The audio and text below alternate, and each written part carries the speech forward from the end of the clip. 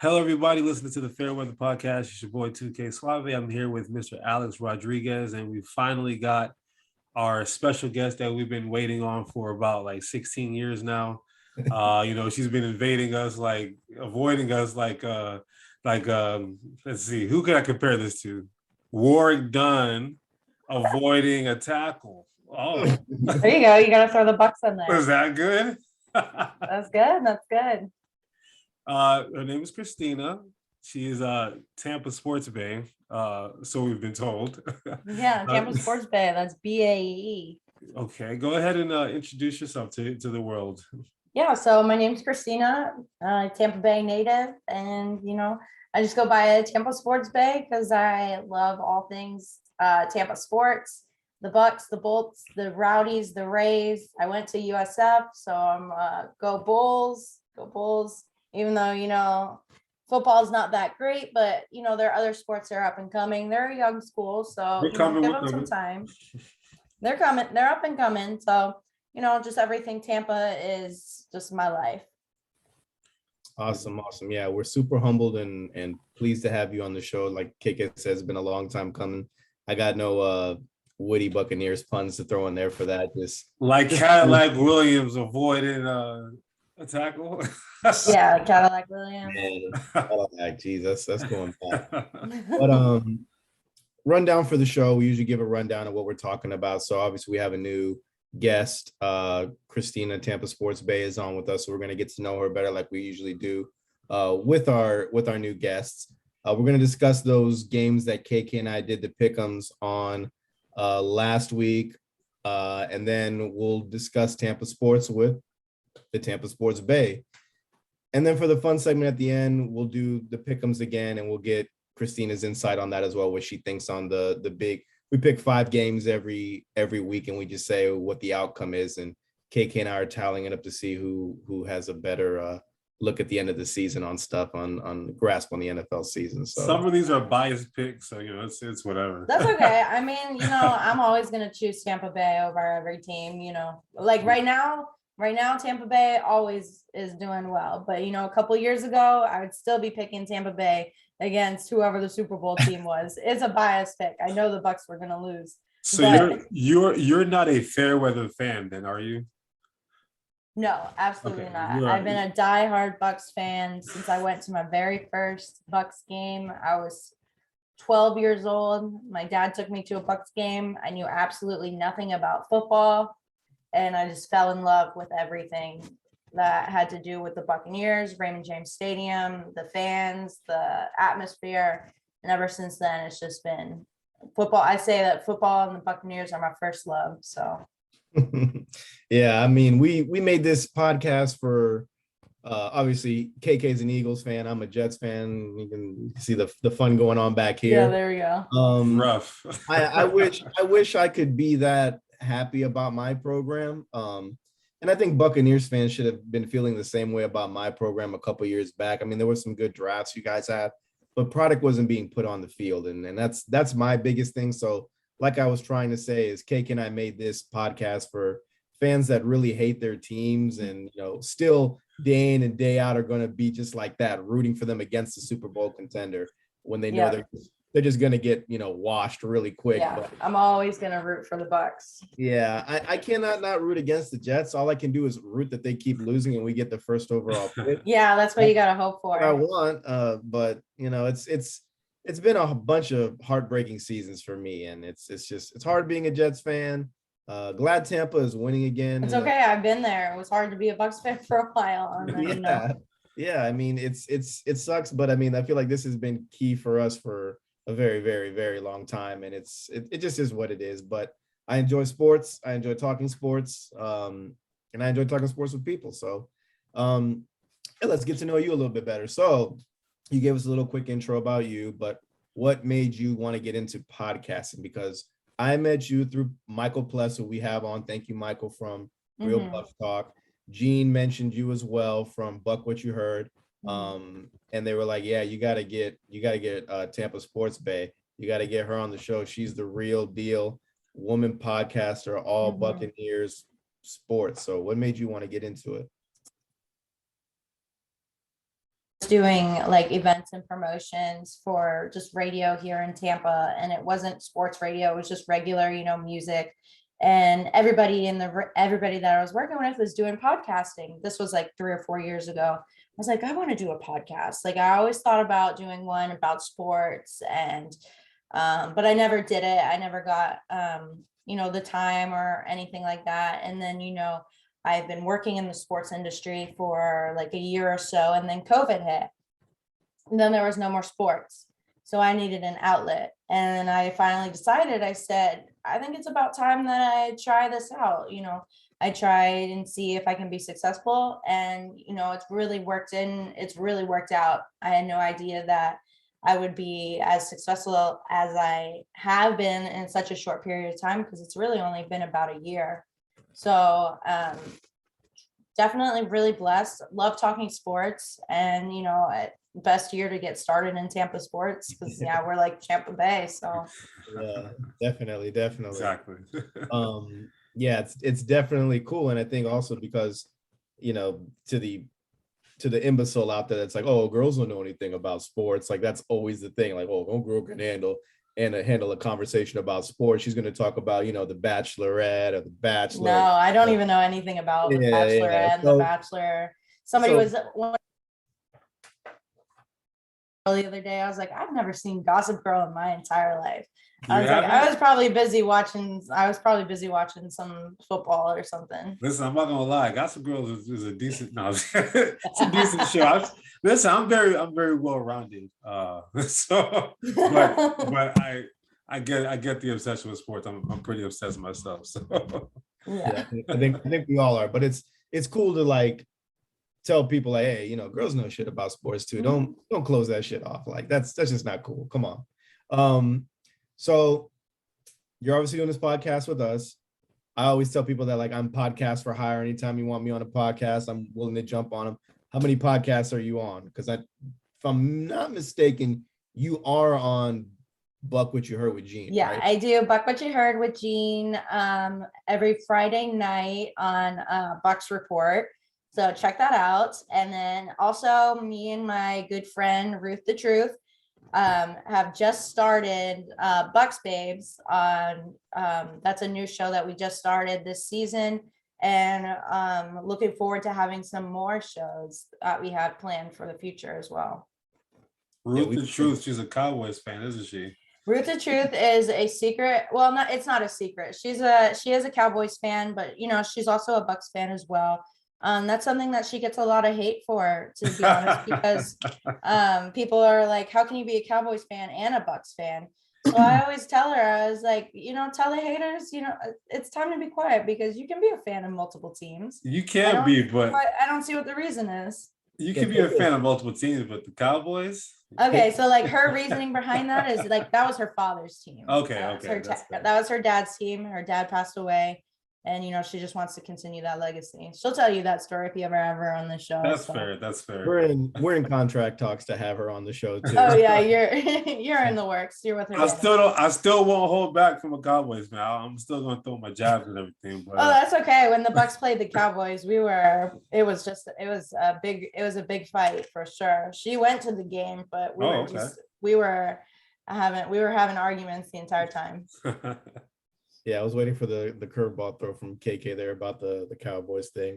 No, I said only 2 seam fastballs today.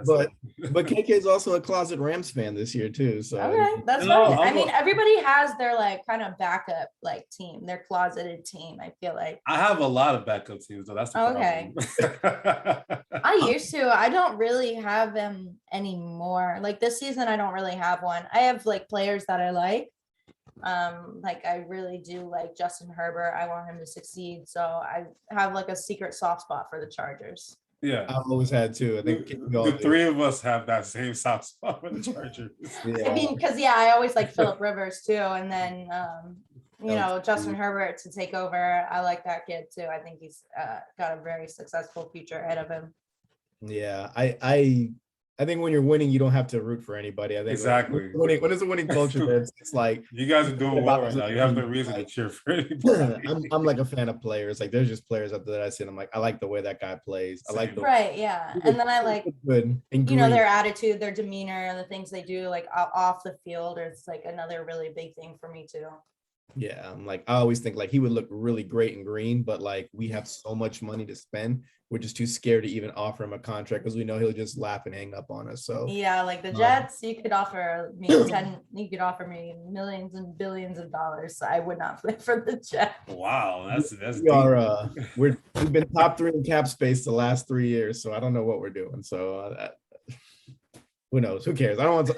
We're not here to talk about my team. This sucks. You know that already. So you were kind of spilling your heart out a little bit earlier about one of the most fun Tampa sports moment was going to the game with your father, falling in love with the Bucs from there on. Would you say that is your greatest Tampa sports moment, or what? That's definitely my top one, and then the Bucs winning the Super Bowl would be what would top that. Just watching that game was just extraordinary. Okay, so follow-up question now, because KK prepped me on all of these. Which one is more significant to you and or the franchise, Super Bowl one, or the way I like to call it, the dream team that we assembled overnight? Yeah, it would be, for me, it's definitely going to be this most recent Super Bowl, because I was not into football when the Bucs played in the first Super Bowl. I didn't watch it. It was on TV, but that's back when I didn't know anything about football. I remember like my parents got me a t-shirt, but I didn't know anything really about it. So this most recent one is definitely, I think, more significant to me. Gotcha. And to the franchise, because it's just really, kind of turned things around at this point. Yeah, it's like a beacon of hope. Like, hey, we're still there. We still got this. Right, absolutely. Even though Tom Brady called your GM and was like, "I'm gonna come play for you guys," the GM didn't call Tom Brady. Like, oh, right.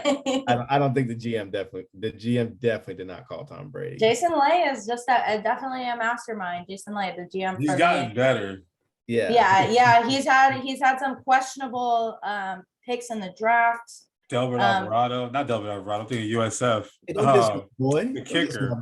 Yeah, the kicker. We don't speak his name here in Tampa. We don't. Yeah, no, we don't talk about that name. But we've most Tampa Bay fans have forgiven Jason Light for that really bad pick there. Second round, like, come on, what are you doing? Me personally, just really quickly before we get to the next thing, that 0-2 team that won the almost 20 years ago. Mm-hmm. Me as an Eagles fan, that was actually my favorite football team to cheer for, was that Bucs team. Yeah. They had like all my favorite players. Because I had just moved to Florida at the time, and all my favorite players were like on that team: Rondé Barber, Simeon Rice, Derek Brooks, Warren Sapp. I mean, just I'm a defense, and then Mike Allstott. I'm a defensive guy, and I like people who are tough. So Allstott was like the A-Train, and then they have A-Train coming through the gap. They have all these defensive players that I really enjoy watching. So that one, even as an outsider, that one kind of meant the most to me, which is weird because I wasn't like. No, you have to appreciate, as a football fan, if you're a defensive fan, like I am a big defensive fan too. So that Bucs defense ranks as one of the best Super Bowl defenses in the history of the Super Bowl. So, but and then also the most recent win was pretty significant as well as far as the defense. Yeah, they came through. Yeah, they really did. They really did. Definitely came through. That I'm a big defensive fan too, and I remember watching that 0-2 game, and it was just magical to see that for the city of Tampa. That was a big win for them there, and every player I felt like on defense was just like a household name. So there's like not one guy you couldn't not know on that defense. Yeah, so. Everyone on that team was definitely a star. Definitely. So the last question we have for you: if you could go back in time to any sports moment, what would it be? Where would you go? What would it be?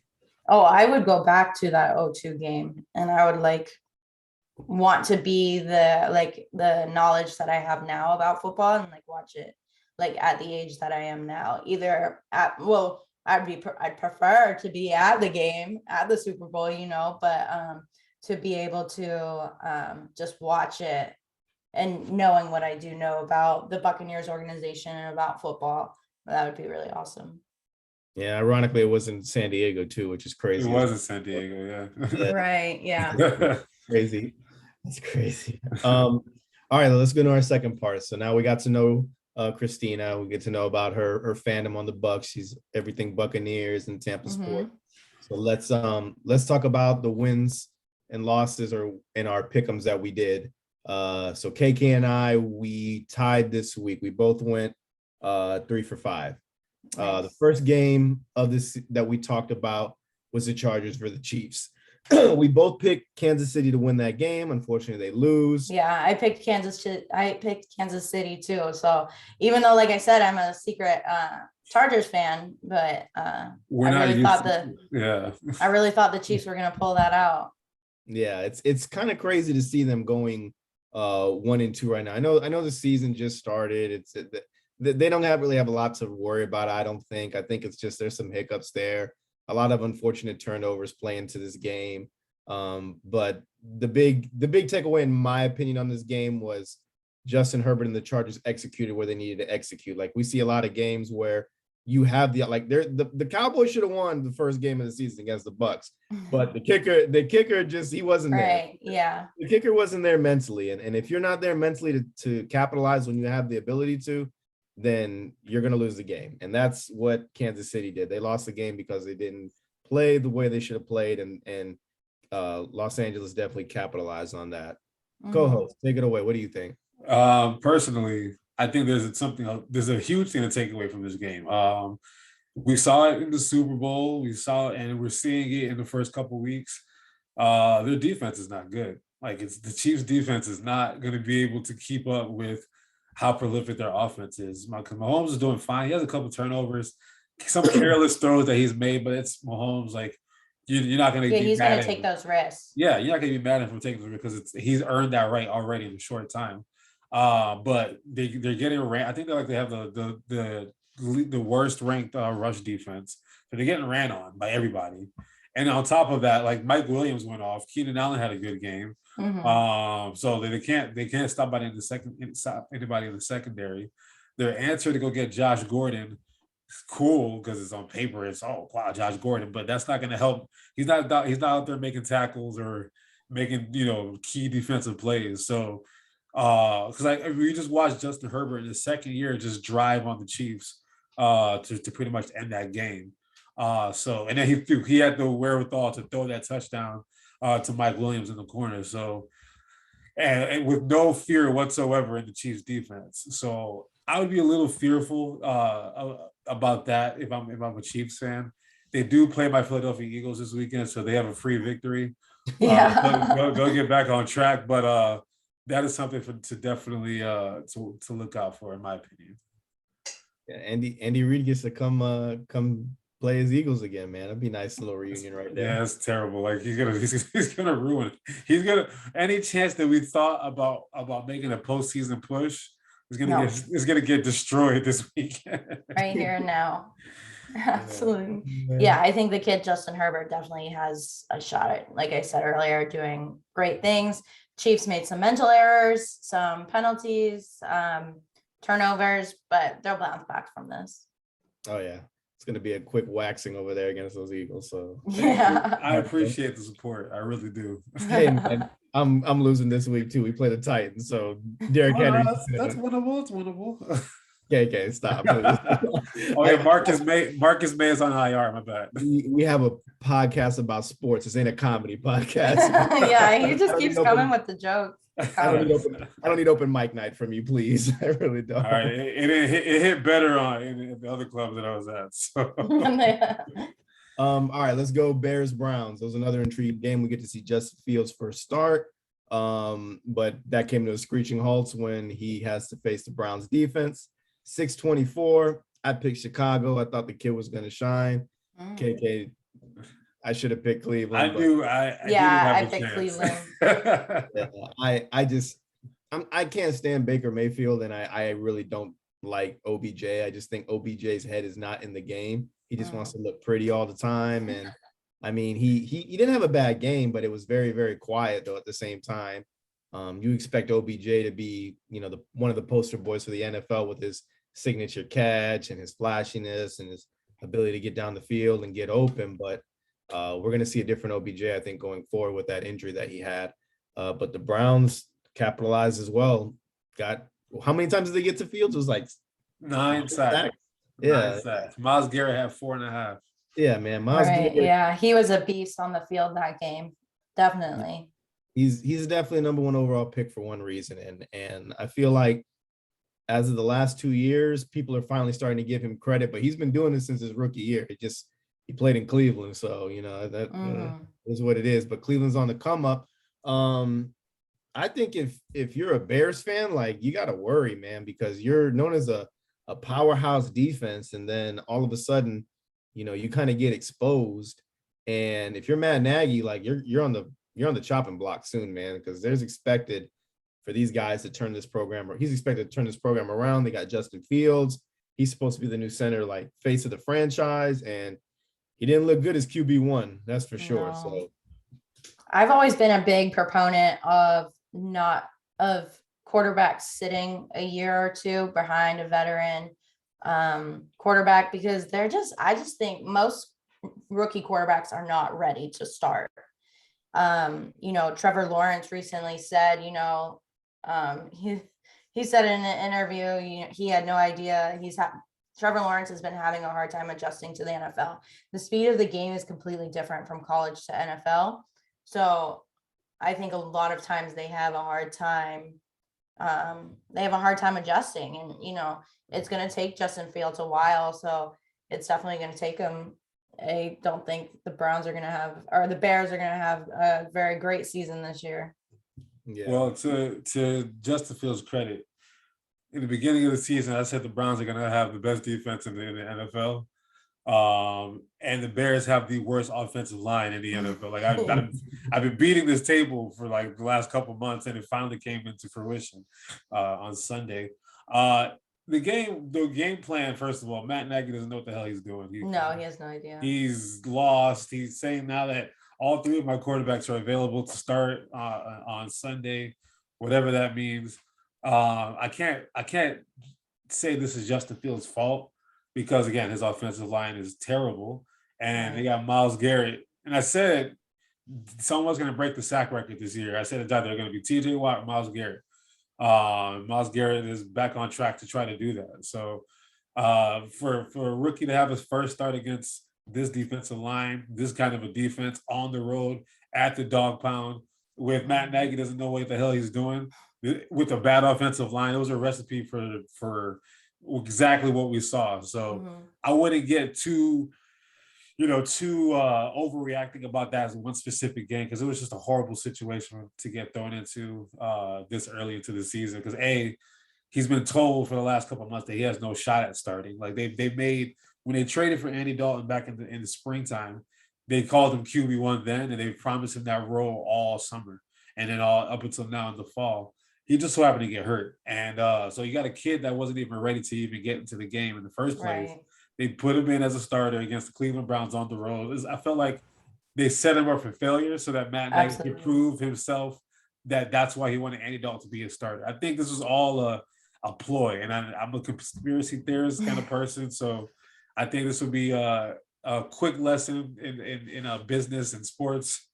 And we'll see Justin Fields come back maybe later this year, but the conspiracy theory of the Bears. I heavily doubt he's starting next week. Yeah, I'm with you on that, Ruth. I think, like, rookies should definitely sit and wait, because it's a different transitional. Say Ruth. God, I got all these people ahead. My bad, Christina. Yeah, you're okay. It's fine. Guy. rookies should definitely sit, man. Just shoot me now. My bad. So, rookie sound like a rookie right now. Jeez. Hey, that's your first show, man. Our first show. But yeah, they should definitely sit. I think Nick Foles should have took the helm of that game. But hey, it's gonna sell you more tickets to see Justin Fields there. I get that from a marketing standpoint. So you definitely got to see front of the house, with on the field clashing all back and forth on this, and then the owner's up there saying get him out there. So Yeah. it's definitely not the ideal kind of game to bring this kid out to go against the Browns defense. I'd rather see him against the Jets or some other crappy. You know what pisses me off? They have Nick Foles on the bench.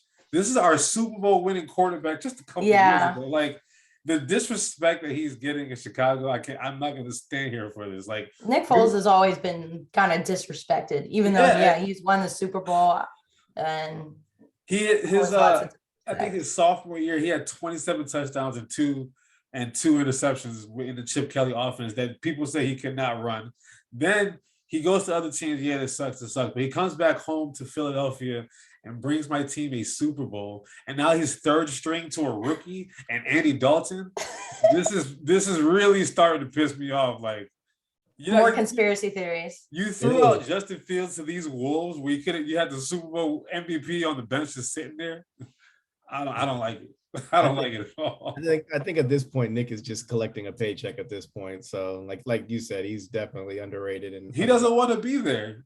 No, who does, man? So all right, let's go game 3, Bucs and Rams. I know it was a hard one for you to stomach and watch, Christina, but it was very hard.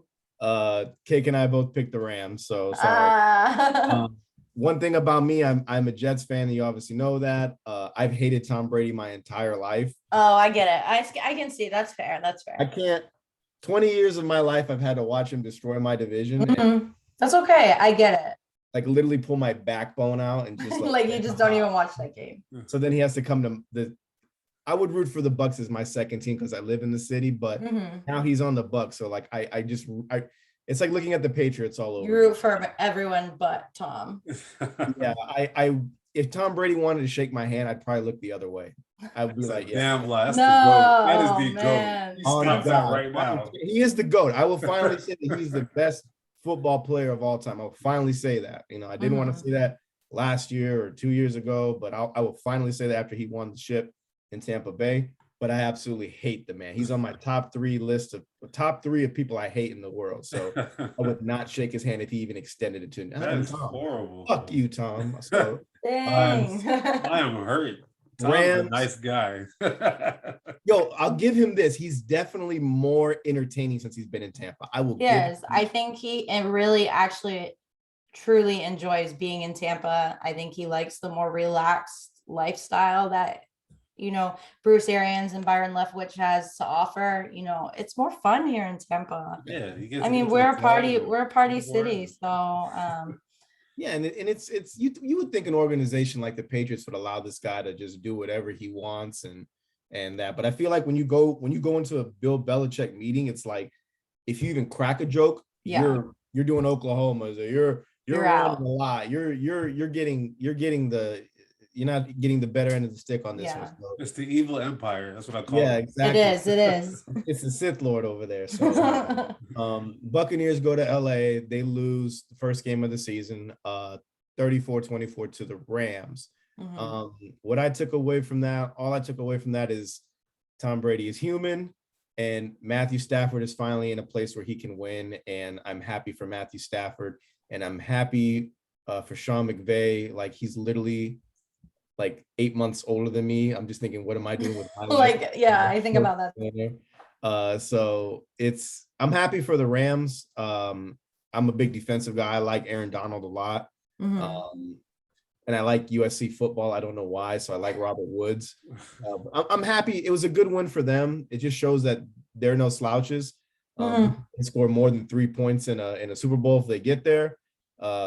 But Tom Brady was definitely shown that he is human. He can lose games.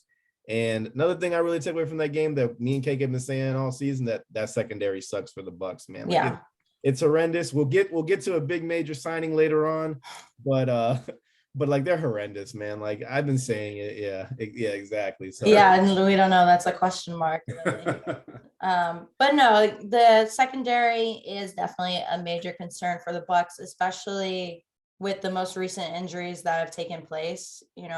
We've lost Sean Murphy-Bunting, which is our, number 1 corner. And then also Carlton Davis is playing very injured. Lost Jamel Dean as well. So we had our rookie D Delaney in there on Cooper Cup. It was ugly. I couldn't even watch because I felt so bad for that kid, for D Delaney, the kid. And so I think the biggest takeaways for Bucs fans for that game is, secondary was definitely an issue. I think that was the major issue. And then penalties, a big one. The Bucs, I think, are now the most penalized team in the NFL. And that's something that they struggled with at the beginning of last season. And then, the play calling on offense just was not where it's supposed to be at. It's not at the level that it was at last season, towards the end of the season. Yeah. I've been saying it for a while now. That secondary is just horrendous. Right. Last year when the season was ending and towards the playoffs, they played better. But yeah, they were getting better. That's because JPP was on another level, getting to the other level. The Shaq Barrett was getting there, and Vita Vea was back, and Sue. They were in the backfield. They were like in the quarterback's face quickly. So you're gonna throw ducks, and that's how. Remember last week against the Falcons, what's his name had two pick sixes? Yeah, Mike Edwards had 2 pick six. And those were because the pressure was in Matt Ryan's face, and they're not applying pressure to the quarterback. The secondary is going to get exposed, and I think we'll get to that guy, that Richard guy, but some guy they just signed some guy. I don't know. It's that secondary is just. And then the running game, like I don't know where. First of all, I don't know what the hell Ronald Jones did, but they don't trust him. They don't like him. No, it's very clear now. Leonard Fournette, he's a good running back, but he just in the back of my head, I know he always gets hurt and he's injury prone. So I think he doesn't play like he used to, like at LSU, because he knows one bad cut and that's my hamstring, and I'm out for the next 8 weeks. And then Gio Bernard, he was serviceable because he's out right now. And yeah, he's out. He was serviceable when he was in the game because they were trailing and they were just dumping off. But outside of that, I don't know what's going to happen with the run game. Tom Brady threw 55 times against the Rams, 55 times at 44 years of age. That I can't fathom what this guy is doing. He is in the best shape of his life. He said it, he's number 2 in passing yards right now in the NFL. I mean, he's looking at an MVP season for sure. And I know how he's feeling. Kyler Murray has something to say about that, but I don't know. It's just they have to have more balance on offense, in my opinion. They need to do a better job applying pressure to the quarterback, and then they need to hope that these corners are going to be able to hold up. I mean, it's not like their schedule is super hard where they're going to have to worry about another Matt Stafford for a while, but right. I mean, you're playing against Matthew Stafford, and Sean McVay is pissed off about that Super Bowl loss he took to Tom Brady a couple of years ago. So this meant a lot. So he was selling Super Bowl. I was like, bro, you need to calm down a bit. No, like he was all over. He was running around like I don't know. It was crazy, but it's one game. It's week 3. Don't push the panic button yet, but. Yeah, the secondary sucks, and the Rams are good. You got to take them seriously. No, definitely take the Rams seriously. I'm happy to see that Matthew Stafford is doing well. He's a good quarterback and deserves to do well, and definitely see them again in the playoffs. Oh, confident. Yeah, I think you have to tip your hat to the Rams. Like, they didn't slouch. They knew what the Bucs present. They're the reigning Super Bowl champions, and they knew that Jared Goff wasn't the answer for that. It was definitely Matthew Stafford to try and take them to the promised land. But KK, I agree with you. We've been beating up on the Bucs secondary all year, but they're also the Bucs. Like, people want to come play here now, and we'll get into the guy. And we'll see why. We'll get into that name. It rhymes with Schmitchard Furman, so we'll get with him in a second. But there's going to be guys that are going to want to come and play here. If that secondary gets like whittled to the bone, there's going to be a guy on the waiver wire that's like, I'm here, just come sign me. Let me in. He'll be outside $1, like literally at the gates. I'll take one of these and just sign me for pennies. What do you want me to do? Like, it'll happen. It's the Bucks. If they can bring back my ring size is 11 and a half, by the way. So where do I sign? Yeah, exactly. Exactly. So let's go to another game. Let's go Packers and 49ers, which in my opinion was the most entertaining game during the weekend. We thought, what do we say on that one? We both had the Packers, didn't we? Yeah, we both had. I picked the 49ers for that game. It's a good reason. It was close. It was close. It looked like they had their number, and then Aaron Rodgers just goes in there and lets you know why he's the reigning MVP and why he's Aaron Rodgers too. Yeah. They just it just sucks because like we talk about them all the time. They got to be like one of the hottest topics in sports is definitely the Green Bay Packers. There's definitely quarrel with the head coach.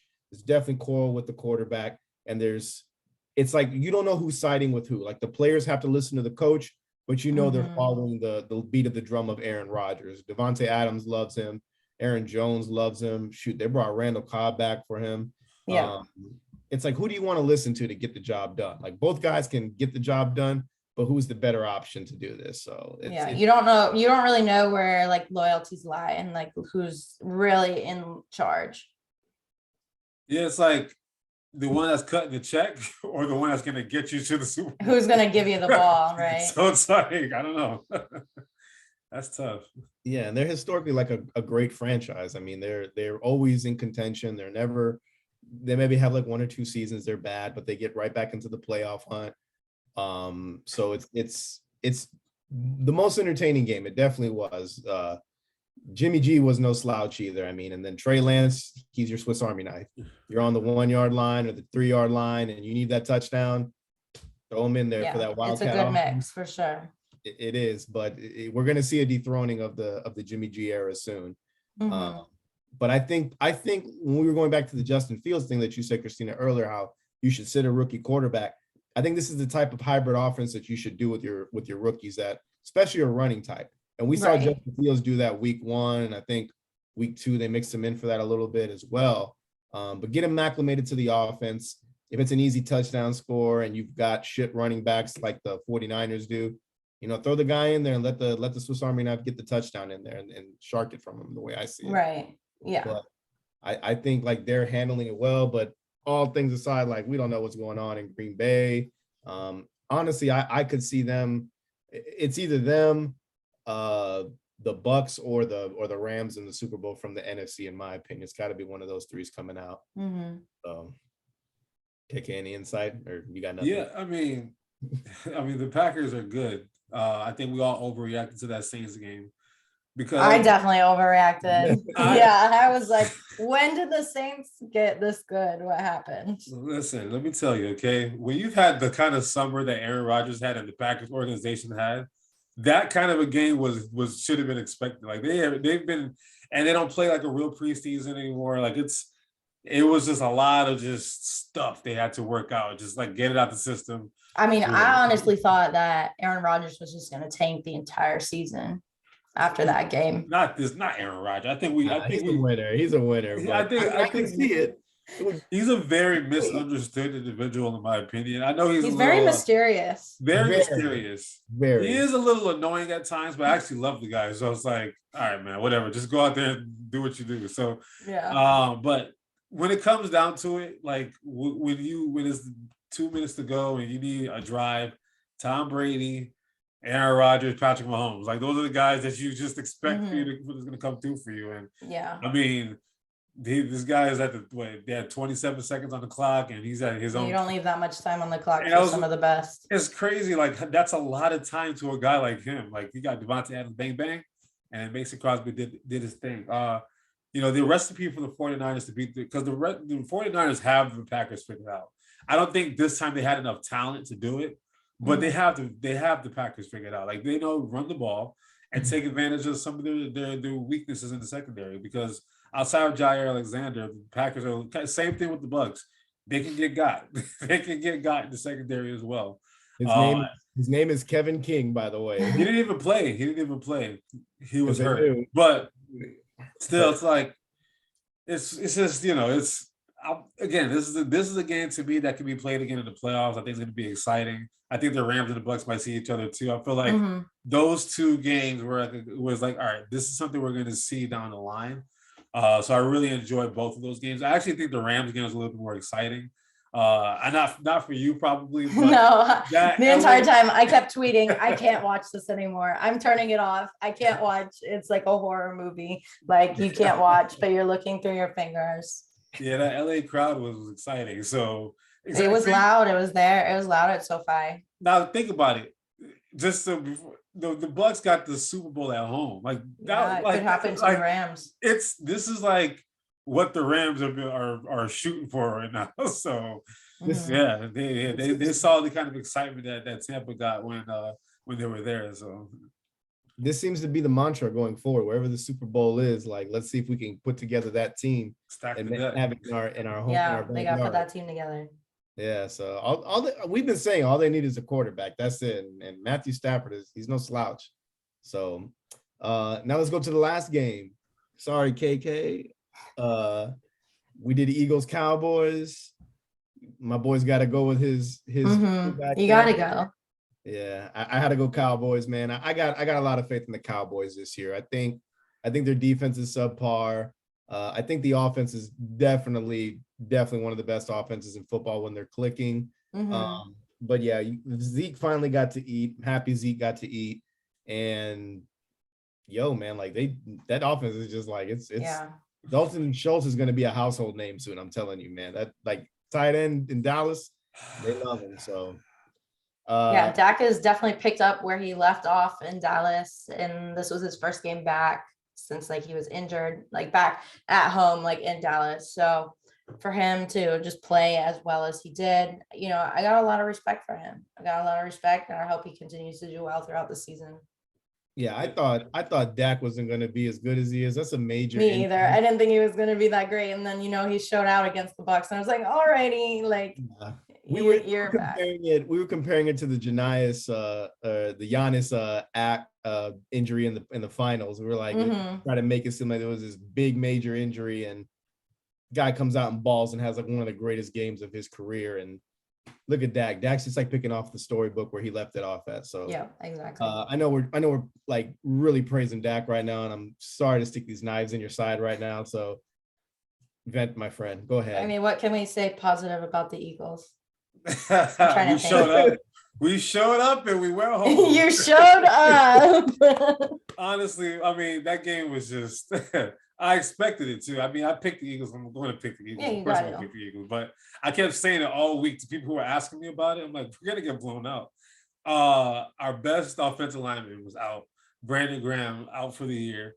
Our left tackle out. Our left guard out. Rodney McLeod out. Our best, like all of the position that we need players in, we're out and playing backups against the Cowboys with their first home game.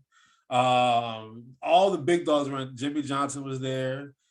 Drew Pearson was there. Troy Aikman was there. Yeah. Michael Irvin was there. Like I think they were giving rings to Jerry Jones and Drew Pearson for not Drew Pearson.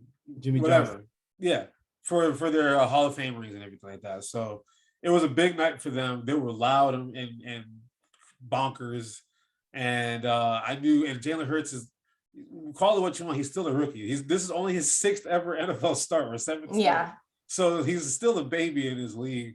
This is his first time going to AT&T Stadium in the NFL where there's actually fans there. So it was loud. It was just too much, and we couldn't overcome the injuries.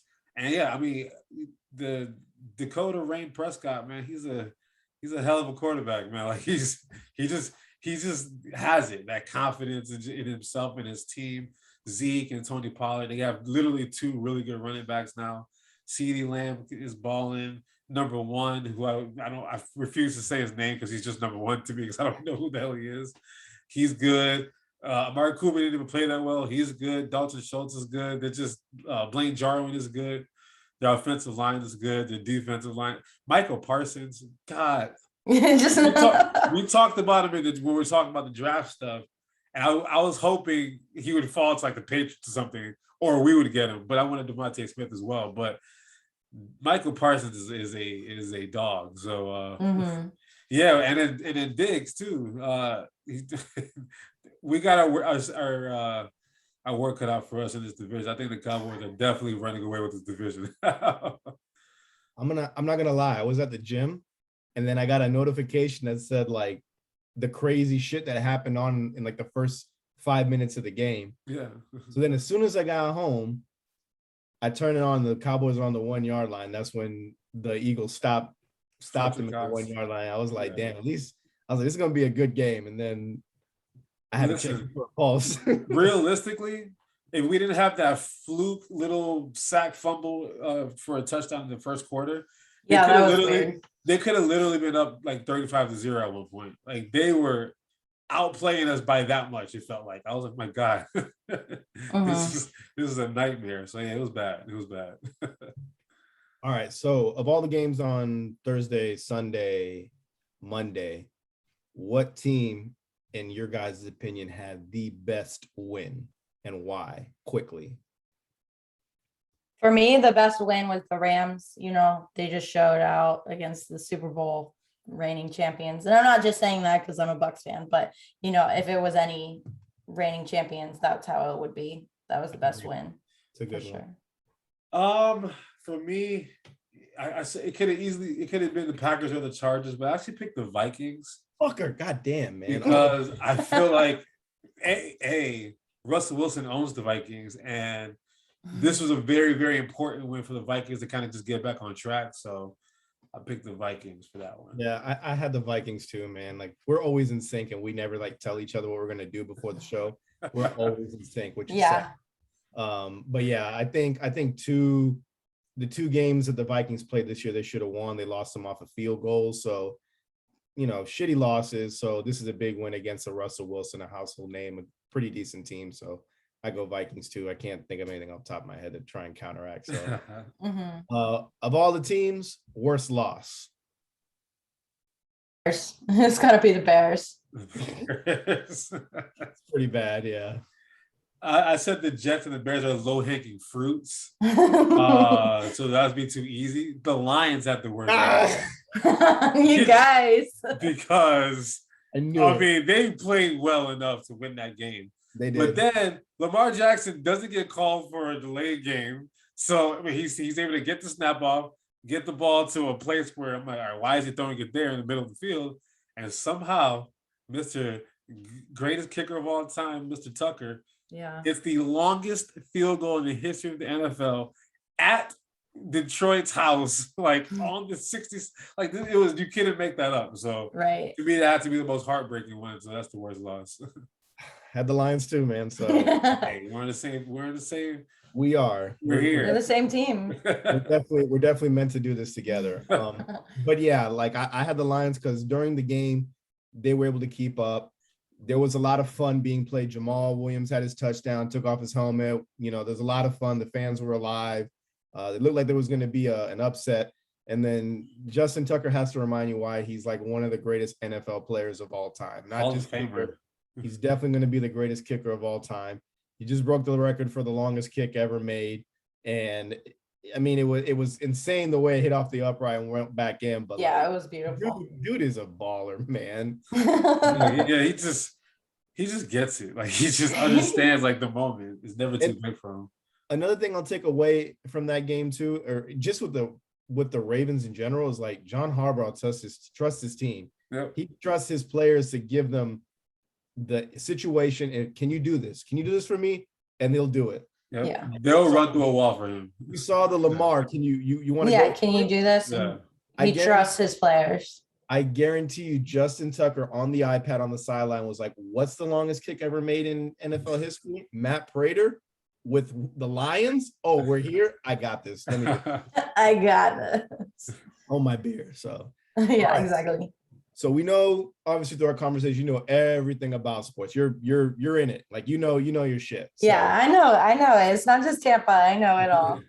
We weren't concerned. We knew, like Pless and Jean prepped us. They were like, oh, she knows it all. You know, Christina's gonna be able to keep up. So we're happy about that.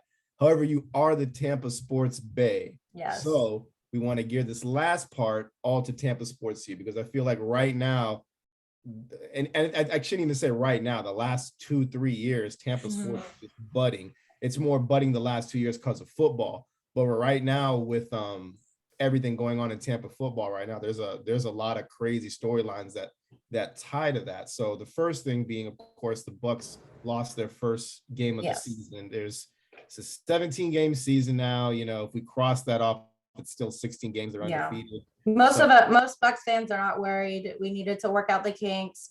Hopefully the Bucs can bounce back from this pretty quickly. And, you know, they saw what needs to be fixed, and just overall, it was just not a good game. Yeah, it wasn't, like we've been saying, you know, this is probably like the 30th time we said it on our show. The secondary is trash. Yeah. So you go out and get Richard Sherman. Exactly, a well-known cornerback. I still think he's got gas in the tank. I'm not worried. He's definitely past his prime, but if he can give us at least half of what he is capable of, then the Bucs should be fine. He was out at practice today, and he's expected to play on Sunday, so we'll see how it goes. I have a question for you. Yes. It's week 4 now, correct?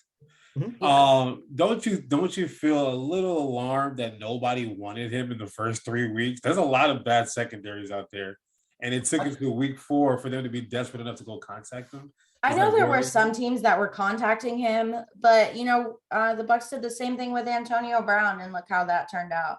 I wasn't not a fan of the Antonio Brown signing, and I wasn't for it or against it. I was just kind of impartial. It was more of, if you can come to Tampa and do your job, shut your mouth, do your job, behave, then great. So that's what I'm mostly hoping for with Richard Sherman as well. I think the Bucs are like the new Raiders / Patriots, where they would always get like the problem players and things. Yeah. But I don't honestly see Richard Sherman as that big of a problem. I think he's more of a mouth and more. It's more of an attitude issue for sure on the field. So, and I think that's one thing that I was saying earlier. The Bucs don't have room for drama queens, because and you know, obviously Tom Brady is the superstar, but he doesn't act like he's better than everyone else. Yeah. Whereas Richard Sherman in the past has acted like that. So not really looking for that kind of energy, hoping that he can come help the secondary and improve them. I think his Legion of Boom era is behind him. Mm-hmm. I know Seattle was looking at him. I know the Patriots were looking at him. I was really praying the Jets would look at him because he has ties to Salah, and I just hate. I couldn't even name you a play on our secondary. I just want somebody there that looks good in a Jets uniform. But regardless, like, it's a good spot for him. I think he can coach the young kids there. They probably, look up to a guy like a Richard Sherman. Yeah. Who's got the credentials to back his name up. And I think a lot of teams were avoiding him because of his incident at his in-laws' house and all that. That does have to do with a lot of it, but like I said, Antonio Brown had the same kind of like off the field issues, and when he came to Tampa, he's a model. He's been a model citizen. So yeah. I think Bruce Arians and just being around Tom Brady, it has that effect that you want to be good and you want to achieve greatness. He said on the podcast today that, like, when Tom Brady calls you, like, you definitely got to listen to it. So, yeah, I mean, I think he wants to win. He doesn't want to go someplace that he's not wanted. They're not going to win, but I think it's a good fit for the Bucs, to be honest. No harm, no foul right there with the signing, in my opinion. Right. You can't, there's no bad that can come out of this signing at all, really. I mean, unless he becomes like a cancer to the locker room, which I don't foresee that happening. Not with Tom Brady. He won't allow that to happen. Yeah, that's not Sherman's MO. He doesn't. He's just really loud and aggressive. Right. Yeah. Face, but outside of that, he's a model citizen. I mean, we've all had bad drunken nights that happens. Whatever. He had a bad drunken night at his in-laws' house, and it happened to be on Zoom or whatever camera they use, Ring or whatever. Yeah. So it was one of those, like, that's why the NFL didn't really like look into it a lot. It's not really a big deal. The big thing for him, obviously, he's a football player. He has a lot of aggression. You got to just find a way to channel that aggression. Yeah, channel it to The ball Yeah. and the players. Yeah. But to me, as long as Todd Bowles is the biggest piece for this, is as long as he's able to kind of just keep everything together. Because Todd Bowles, as a Jets fan, like he's a good coach. Yeah. And he's Todd Bowles is a criminal mastermind for sure. Yeah, he's a good man too. So like that's somebody I would want like running my defense. So I think this would be good for the locker room. I mean, they already got Ndamukong Suh there. You know about Ndamukong Suh's past. Like, right. That was another thing when Sue first came to the Bucs, I was wary of that, and he's been nothing but awesome. So exactly. So some coaches are just have that ability. So kudos to them. But I think it's not a bad signing. It's just hopefully he's still got enough. Hopefully he's still got something. Because like that, and if not, like if he doesn't have anything, it's definitely better than what you already have there. So. Yeah, for real. And then on top of that, Brady gets to go play against his old team and break the passing record. So it's just like how much more better things can happen for the Buccaneers that are storylines that point to them. Yeah, so there's just a lot of storybook moments that are happening with Tom Brady and the Bucs right now. Yeah, I think it's going to be a really good game this week with them. So you get to see the evil empire taking on, Luke Skywalker, if you want to compare him to that. Yeah. So it's definitely interesting how this falls into play where it goes against the Patriots. Like it's almost storybook. Like Tom Brady's gonna have a hell of a book. I won't read it. Like fuck that guy. I'm not gonna read that book. He doesn't need it anymore. You want to watch the documentary, the 30 for 30? He's gonna have his own Last Dance. I'm gonna watch it with sunglasses on, like the Kanye with the lines through it. So I'm like, through it like that, man. Like only see a little bit. Isn't it funny? Like the polar opposites of New England and Tampa Bay. Like New England is cold and Bill Belichick, and I want to like the guy too. I really do. I want to buy that T-shirt where he's like all drunk and shit on it. Yeah, like it's buy it for just if anybody asks, buy it for Ryan Griffin, not for Tom Brady. I will. I'll say I'm a big fan of Ryan Griffin. Yeah. Stand-up guy, in a joking manner. So yeah. But yeah, man, it's hard for me, but like I can appreciate what this man has done to the NFL. And he's definitely going in the record books as the best. Like he has to. He has to. If he wins another Super Bowl, it's just like it's almost like the LeBron tour. Like, where do you want me to go to win a ring? Like, where do I go next? I would hate to see him in green. I don't want to see that happen because I feel like his last, if he ever even if he brought the Jets a ring. I would never wear his jersey. I would be appreciative of it, but I'm also like a realist. That's he doesn't want to come to New York ever. Like he would go to I know, but even still, like his last mission should go to Detroit. Let me see what you're really about. If you can bring Detroit a ring, you are literally like the greatest athlete to ever grace the earth. So.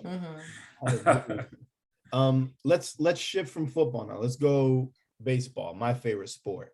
The Rays just, keep winning. They're abandoned. It's literally like watching Major League. It's literally Major League in the majors right now. It's a bunch of misfits put together. Yeah, it's just a bunch of random guys. It is. Third lowest salary in the MLB, but they keep getting it done.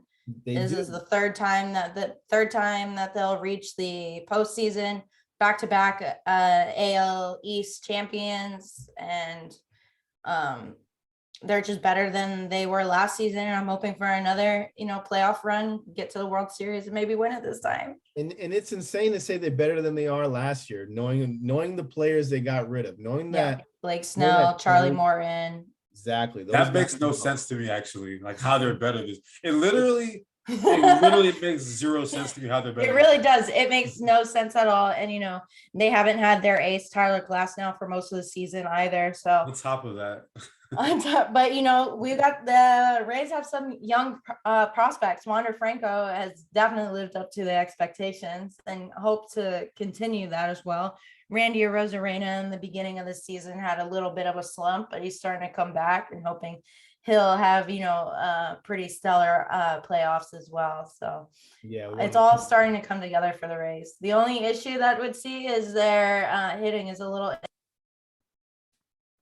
Your microphone went out. What was that? Oh, I was just saying that their hitting is just a little inconsistent. Okay. Oh, they have no hitting. Like there's not a guy on that team that bats 350. There's like 3 guys I think that bat over 350. Like that's what I tell you, it makes no fucking sense. Like if my father is probably like the greatest armchair coach in the world and he loves baseball, and he says if any of these players were on my team, they would not be starting. However, they find ways to win games. Yeah, there's a way. You have a starting pitcher come out, and usually you want to try and get 5 innings out of the guy. These guys will employ a guy that'll do 2 innings, maybe 1 inning, and just bullpen it. And they're winning games that way. And they're winning games not because it's lucky, just I think honestly, like there's no pressure to play in Tampa. Like we say, oh, we have the best team in the AL. However, nobody goes to the fucking games. Like nobody goes to the games. I don't want anybody ever argue and be like, oh, I'm a diehard Rays fan. Like you don't go to all the games because I don't see you ever there. I just went there for $10 with the best team in the AL the other day. And half of this, like people, you would get mad if you went to the third baseline because people probably paid $40 to sit there. Like, what's this guy with $10, coming over here for? They should just let people go to the games for free at this point. They're about to win 100 games this year. And they can't fill out a stadium. It kills it's me. So weird. It's so strange. Yeah, and that goes into the whole debacle of, the most people want the Rays stadium to move into Tampa. People don't like Tropicana Field, and then that comes into to move to Montreal. So how do you feel about outside issues? How do you feel about the whole Montreal, all these like signs and whatnot? No, just no. It's stupid to even do that in the playoffs. Like, yes, I mean they campaign next year, not in the playoffs. Yeah, he already said, he said that he was going to put up the sign, and then 2 days later there was so much backlash. They've already said no, and I was like, well, thank God, because I plan on going to several playoff games, and if I saw that sign up there, you know what, it's gonna get some nice 2 big fingers right in front of it. Yeah, little Eli Manning. Yeah, a little Eli Manning. You can blur this, right? we expect the Twitter pic to be there too if that was to happen. Yeah, it would most likely be there, and then lots of things would be thrown at it. It would be defaced. So good thing that it's not there, and it has no business being there in the playoffs. It doesn't, but you'll probably get $10 tickets to go to the playoffs because, hopefully people show up because even the nosebleeds at the top, those are like blocked off. You can't even sit there. I would love to see those tarps come down and people packed into that stadium, man. Yeah, I think as the Rays get further into the playoffs, people will start to go more on the weekends. If you watch the games on the weekends, you can see it's a lot more packed. But they have been doing, like you said, like the $10 tickets and stuff. But I'm a diehard Yankees fan. I always have been, always will be. But I love the game of baseball. I won't root against the Rays. I will root against the Red Sox to the death of me. But with the Rays, you just have to respect it because, like I said, it's like it's a band of misfits. Yeah. With no pressure on them. Like they can just go out there and do the thing that they love to do, and they excel at it. And when it's time to pay the guy, this is where I can't stand it. They're just like, all right, see ya. Exactly. Enjoy San Diego, get those big bucks, and enjoy Boston, enjoy Chicago, enjoy San Diego. We're gonna get. But the Rays still find a way to be good. They do. And one thing that I've been saying, and Pless can definitely attest to this because I'm in a side chat with him. This is 5 years. If the Rays ever want to win a World Series, all you got to do, just go get Nelson Cruz. Just get Nelson Cruz and make him your DH. The guy hits 300. He hits home runs left and right. I know since he's come over, he's been a little bit, slower. He's definitely 40 years old now, so that definitely comes into it. But if you would have just put all your chips in and said, fuck it, we're gonna go get Nelson Cruz. I mean, now he's older, but it's a big bat to have there, and I think that's gonna really help them a lot. So I'm happy that they finally pulled the trigger on that. How far do you gonna see them going? Me, I'd love to see them go all the way to the World Series again. Man, but No, but Go all the way and win, or go all the way and go all the way and win. and be first loser again. No, go all the way and win this year. We are true believers in, and I hate poo-pooing on Tampa sports. I do. I love to watch it, but Moneyball will win you games. It just doesn't win you championships. Yeah, that's how Rays definitely do play it. I wish one day they would just give up on the farm and get like the household names that they need to win and get them over the hump. But they bamboozle us every time with the way. Yeah, it just happens. Yeah. So I do plan on doing a live podcast after every Rays postseason game. So be on the lookout for that. Oh, we definitely will. We definitely will. But personally, the Yankees will probably get in. I don't want them. I want them to fire the head coach and like sit this season out and like shame. Like restructure a little bit. Like shame, like sit in the corner. Yeah, like get the squirt bottle out and squirt him in the face. I'm really upset with them. So personally, I could see the Rays going again. It's been a magical ride. Let it ride, but it's hard to face the Dodgers, and it's really, really hard to face the Giants. Like exactly, that's what they're gonna run into. It's my closet team, so that's what they're gonna run into the Dodgers. They're gonna run into the Giants, and if the White Sox don't take them out, it's gonna be one of those two. So it's like they're good enough. It's just they're missing like two guys to me. Like they're missing like that ace pitcher. Yeah, they need that number guy. That clutch bat. Mm-hmm. Yeah, and I think another thing that they're missing too is veteran leadership from the pitching side going into the postseason. Right. A little bit different. They had guys that have been there before. Now you got a whole new bullpen. Glass. Yeah, no one. Yeah, Glasnow's not going to be good for it. The name Yarbrough just scares me because no, I love Yarbs. I know, but McClanahan. He can go. You got McClanahan. Go Bulls. He can go 9 innings, but he can also get shellacked in 2. So it's like, yeah, what you gonna get? The young guys, they're all young, like a band of misfits, like you said.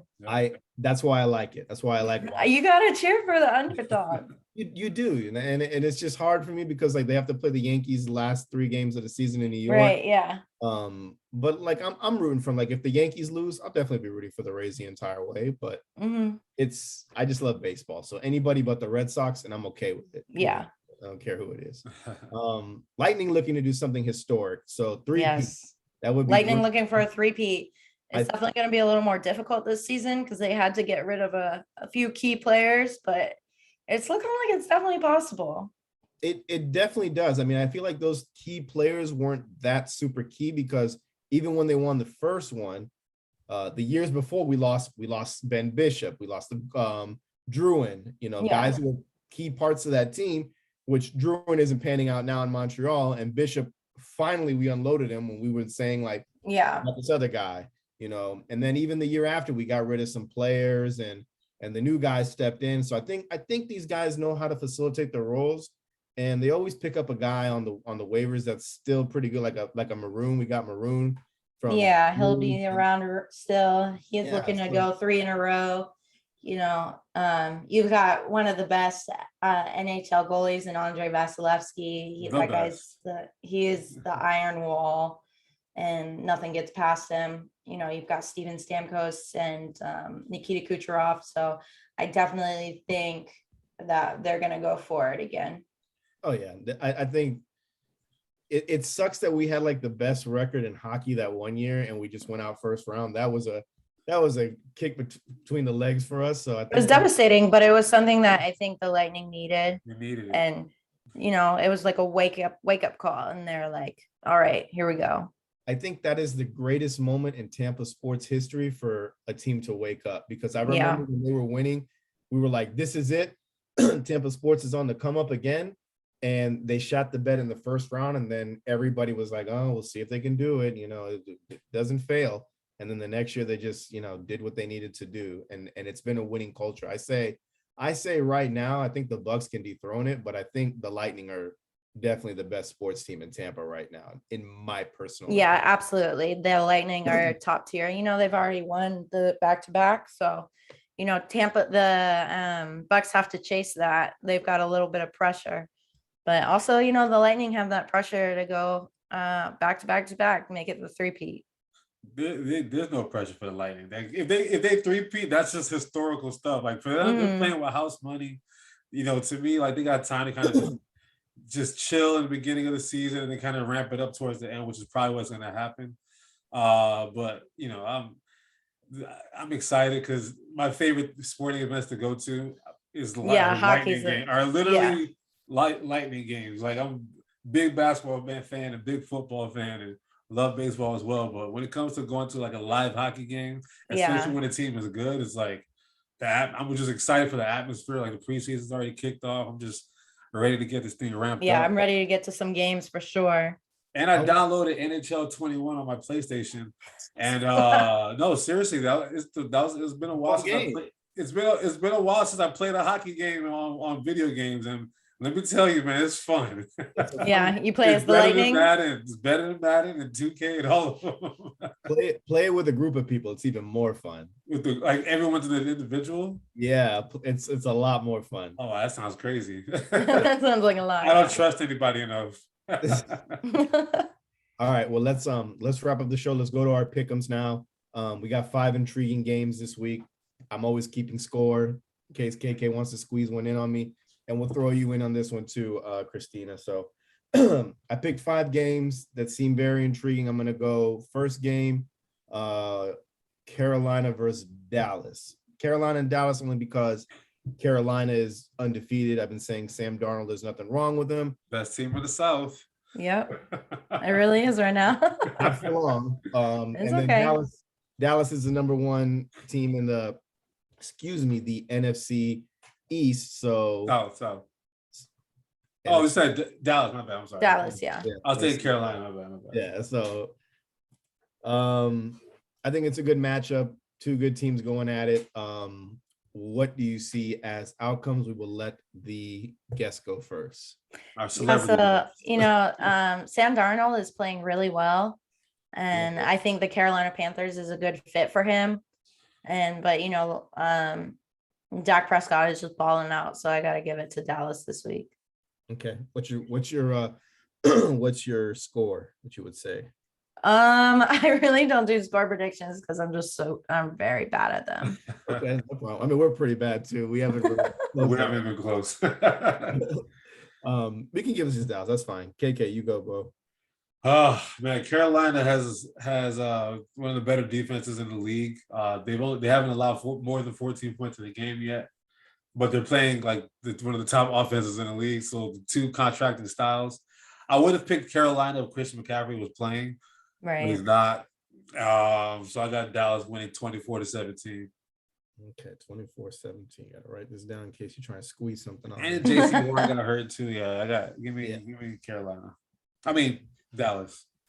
I'm gonna go Dallas too, only because that too. Christian McCaffrey's not there. Chuba Hubbard's gotta definitely step in and try and implement that. No JC Horn, and Dallas offense is just Dallas offense, man. So, but they're on fire right now. Carolina's defense is Carolina's defense too. It is, but I feel like they're gonna get exposed this week. I love Sam Darnold. I think he's gonna have another good game. I've always been beating the Sam Darnold drum. No reason to ever get rid of him. I'm going 27-24 is what I'm gonna say. All right. Christina, in case you don't know, Alex has a man crush on Sam Darnold. So that's like his favorite player ever in life. So it's not. I don't like quarterbacks, but they happen to.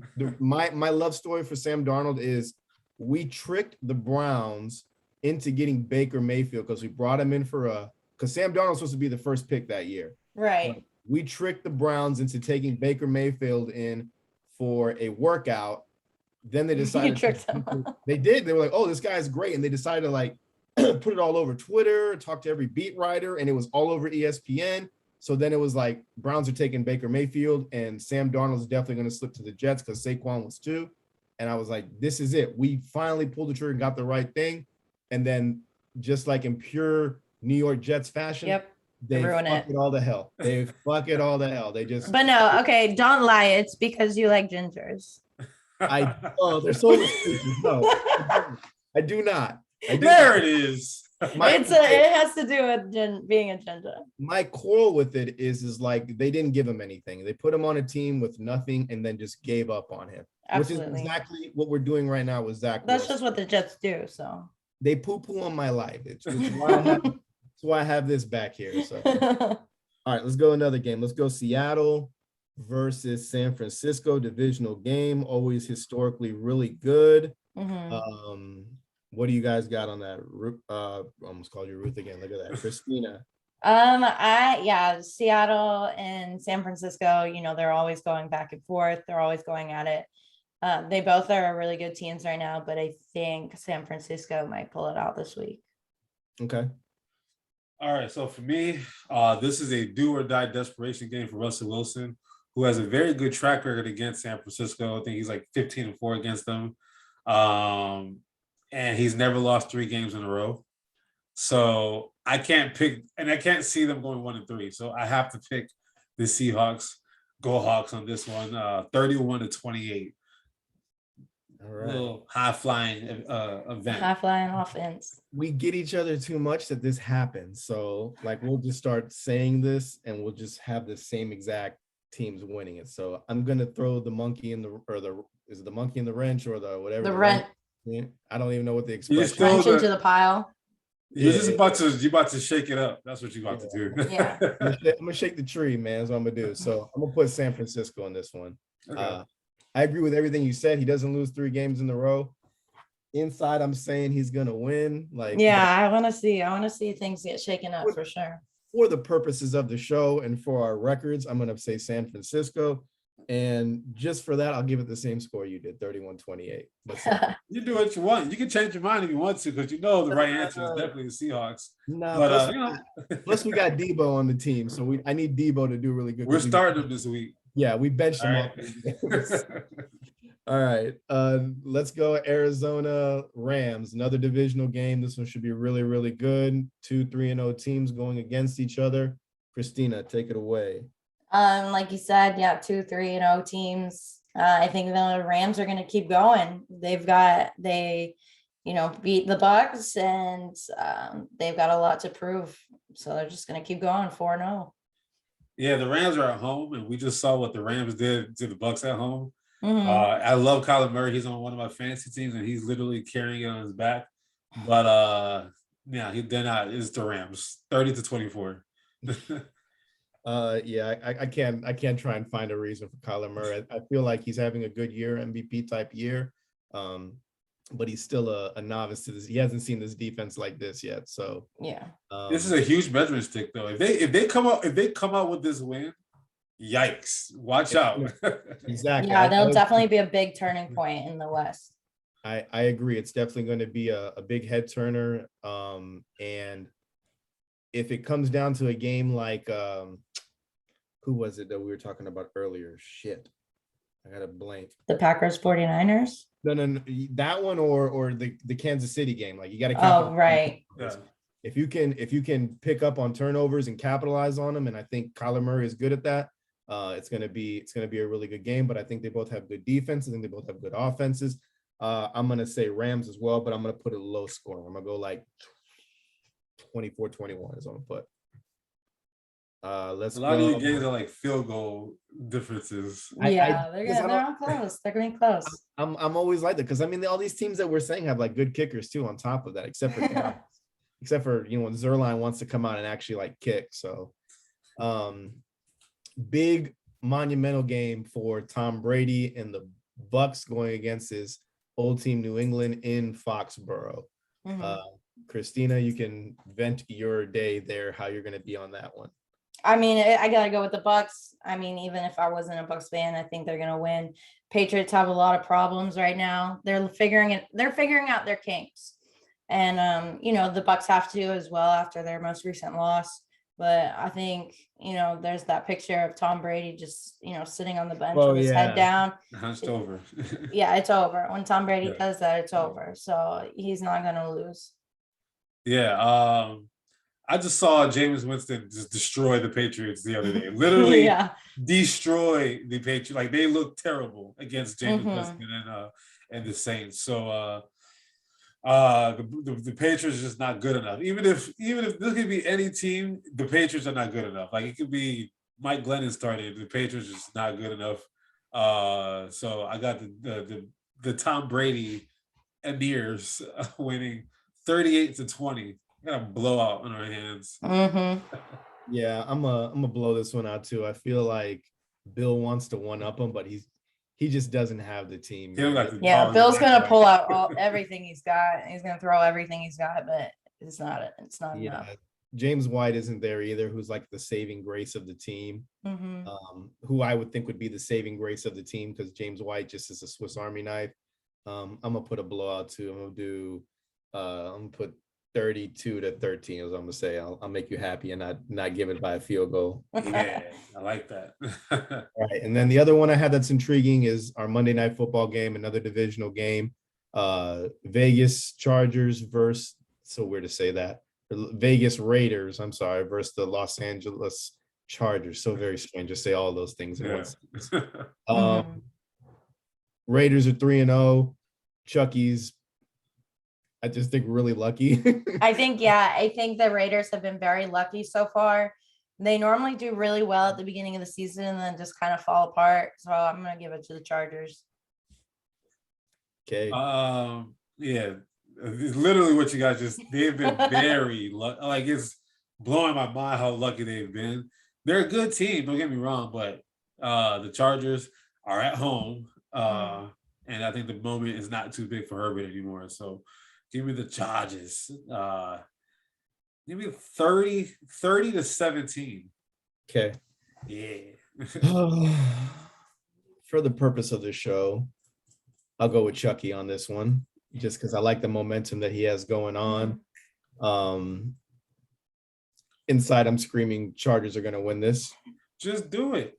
I can't, because we have everything the same, bro. It like, don't matter. It's 1 week. You're the brother I never had, man. You're the Nigerian brother I never had. Y'all gotta have some sort of, you don't have to have a rivalry.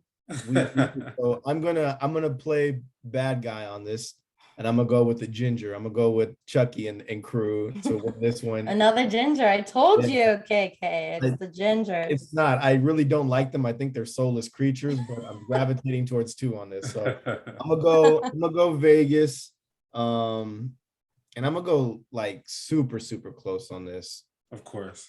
Yeah, it's gonna be a close game. It has to be. This is like a good game we're gonna see, I feel like, because I think Derek Carr has it figured out. I think he's about to get exposed. He's finally figured it out. I hope he gets exposed, but I think he's got it figured out. I think he's been exposed too much. I'm gonna say 31-28 is what I'm gonna say for that one. Another field goal game. Yeah. Close. Okay, so we got it locked in. As of now, I'm up 6-10 to KK 5-10, so I'm shooting 60%. You about 50. But man, I always warm up on the fourth quarter anyway, so you can have this for now. Any given Sunday, things could change. But once again, let's wrap up the show. Christina, thank you for coming on. We're very humbled to have you on. It was great talking sports with you. We look to have you on in the future. I'm sorry for calling you Ruth twice. That was twice. It was like 5 times, but that's okay. It's okay.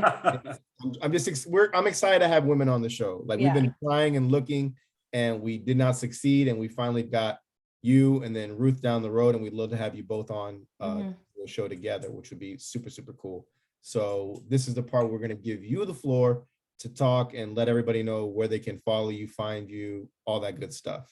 Yeah, thanks guys for having me on the show. Of course, I know I've been dodging you for a while. It's been a couple of crazy months, but finally getting it all situated. Everybody, I'm Christina, the Tampa Sports Bae. You can follow me on Instagram or Twitter, Tampa Sports BAE. Post about all sports in Tampa. Awesome. Yeah, I follow them all. Yeah. I'll definitely be following the post games for the Rays from you when you do. Yeah, I'll be doing that. Ruth and I do a podcast on Friday Night Live called Bucks Babes, and then we'll be doing some other stuff in the future. Awesome. Yeah. Well, once again, thank you so much. As for us, Twitter @fair_weather pod. You can find us there. IG, Facebook, YouTube. Just search the Fair Weather Podcast. You'll be able to find us there. Apple, Spotify, wherever you subscribe to podcasts, that's where we can be found as well. Yeah, I really got nothing. I just want to have a good weekend and watch some football. I've been very, very lazy of watching football, except for my birthday week when I got to watch it with KK and watch my team get waxed. So Yeah. but when does that not change? Like, Fly Eagles fly, JTS, Jets, and let's go Bucks. Yep. Let's go Bucks. Peace.